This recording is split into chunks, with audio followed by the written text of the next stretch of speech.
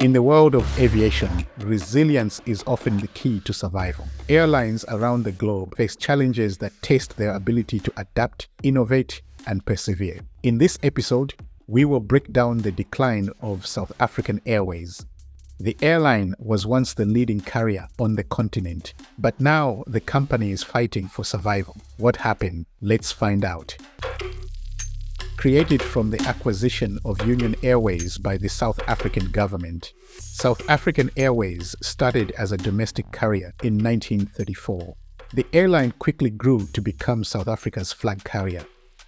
In 1945, South African Airways became the first African airline to offer scheduled services to Europe, establishing itself on the international stage.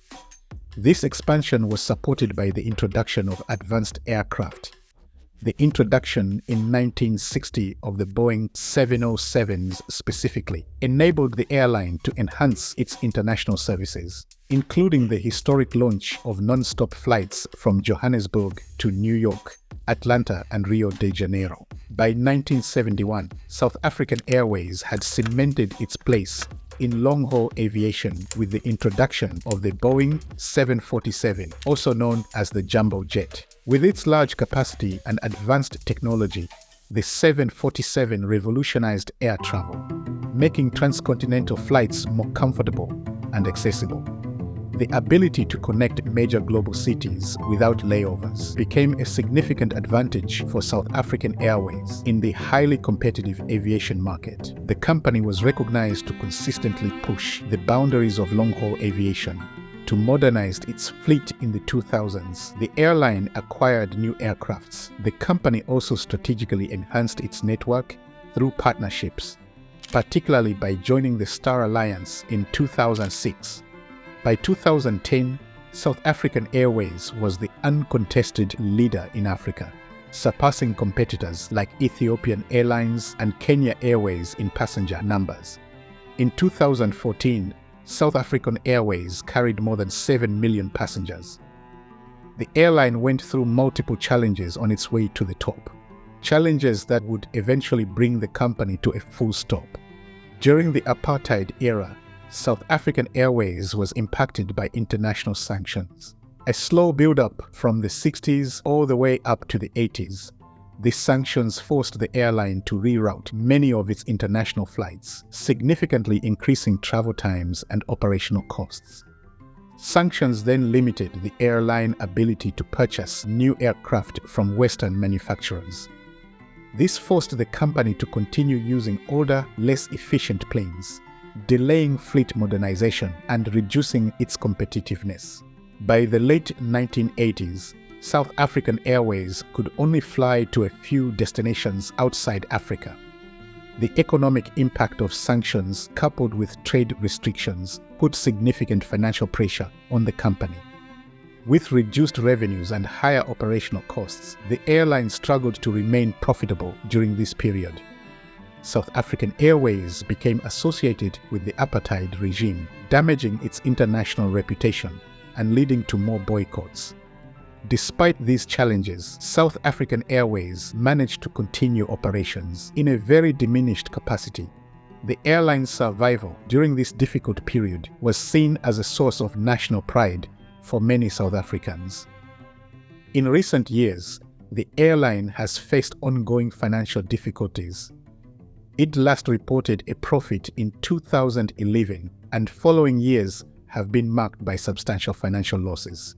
Since 2018, South African Airways has accumulated losses of approximately $2 billion, despite receiving government bailouts and guarantees. The South African government has provided nearly $5 billion in financial support to keep the airline afloat, raising concerns about the airline's long-term viability. No funding seems sufficient to address the airline's historic debt burden. Leasing aircraft, maintenance, fuel, and employee salaries have put additional strains on South African Airways' finances. Mismanagement and corruption have also played a significant role in the airline's decline. Governance at South African Airways deteriorated under the leadership of Dudu Myeni, who served as chairperson from 2012 to 2017. It is estimated that corruption at South African Airways led to a significant $2.5 billion loss between 2019 and 2022. Investigations revealed widespread irregularities in procurement processes, including inflated pricing and fictitious vendors. The airline was placed in business rescue in 2019. During the lockdown, only essential administrative functions were carried out, and no commercial flights were operated. The fleet was reduced from over 20 aircrafts to just 6. South African Airways managed to exit business rescue and resumed operations in 2021.